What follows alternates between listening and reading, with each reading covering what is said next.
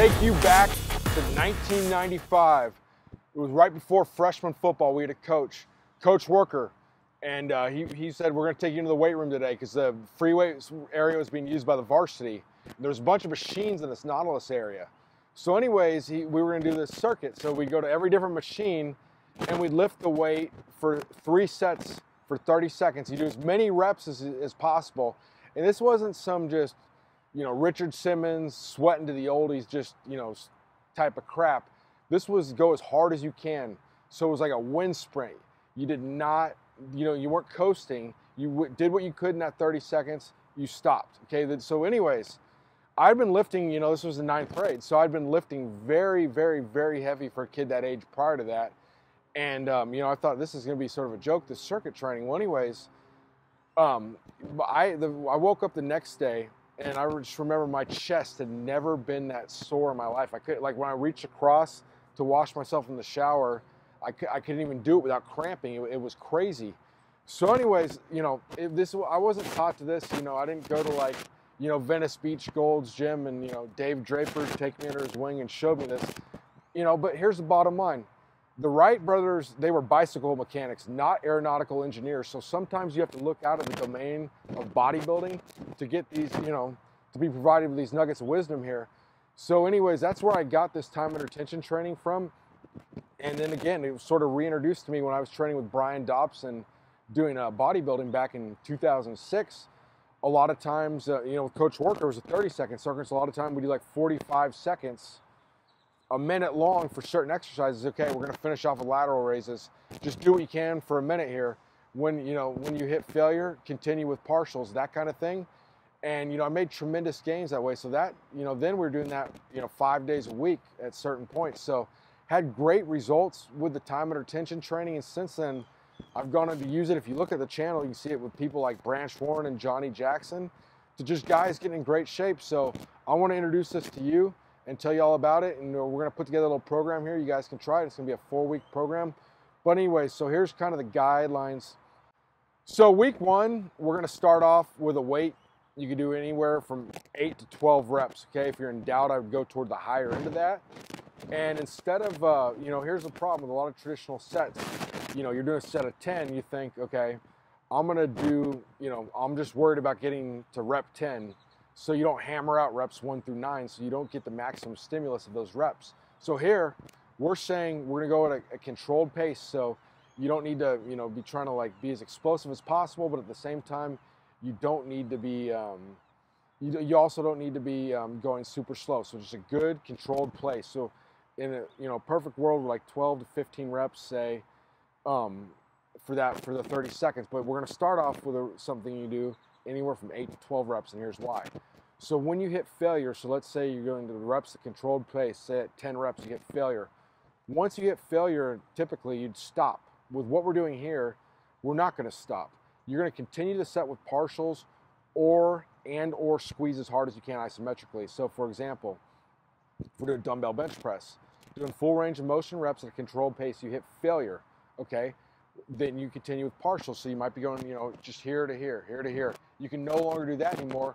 Then you're just going to isometrically squeeze as hard as you can until that 30 seconds is up. And this is not about pacing it. Just do what you normally do. When you hit failure, we're going to go beyond failure with partial reps or an isometric contraction, okay? And so with these exercises, they've been carefully selected here too. So we're typically going to do things you don't need a spot for. There might be a couple exceptions there, but we're going to avoid things like squats and things like that where it can get out of hand. So, you can do machines, you can do some dumbbell exercises, and you want to avoid stuff that's so much unilateral in the sense of when I say unilateral, dumbbell bench press, you call it unilateral because each side's working independently, but like a one-arm dumbbell row where you're only doing one side at a time. So we can just go 30 seconds straight. So here's how it works in a perfect world. Week 1, you go for 30 seconds, okay? Week 2, you go for 35 seconds. Week 3, you go for 40 seconds. And week 4, you go for 45 seconds. And you don't increase the weight. So whatever you start off with, you're going to finish with, but each week you're going 5 seconds longer. However, we realize you may adapt to this quickly and that doesn't become that difficult, so I'm giving you an option here. If you want, you can stay at the same time the following week, but then you have to increase the weight. Okay, so you start off week 1 with 80 pounds on the dumbbell bench press, and you don't want to, it wasn't too difficult, you can go up to 85 the next week, then you keep the time the same. Okay, so the rest in between sets is 90 seconds between each set. Okay, and we don't increase that. So when next week, when you're at 35 seconds for week 2, you're still at a 90-second rest. Okay, so I must give credit where credit dues on that progression right there. So the actual time progression, I got that from Dave Tate from Elite FTS. So I like that sequence, even though I know he's done that kind of training. I'd done that, you know, the first time was 1995, so long before I'd even heard of him. But I did get that progression from him. We said you start off with a weight you can do for 8 to 12 reps. So generally, you're going to reduce the weight by 25% each subsequent set. So if you started off with an exercise with 100 pounds, the second set you do 75 pounds, and the third set you do 55 pounds. You reduce each one by 25%. However, like when we did the shoulders with Greg, we underestimated his strength with what he'd done. He's just at a show, so he feels pretty strong. He's been eating. So a lot of times we do the same weight for 2 sets. So you don't have to reduce the weight. If you were able to smoke it, keep the weight the same. But generally, you're going to have to reduce 25% each set because you only get a 90-second rest interval. Okay. Like I said before, use a moderate tempo. Okay. And for the timing, if you're doing, see, a lot of time we're talking about doing these exercises without a spotter. So a lot of times, if you don't have someone to time you, what you can do is just use an interval timing app. I got the interval boxing timing app for this. Works very well. You know, if the gym's not too loud, you'll hear it go off. You can wear headphones, you'll hear it, whatever. Okay.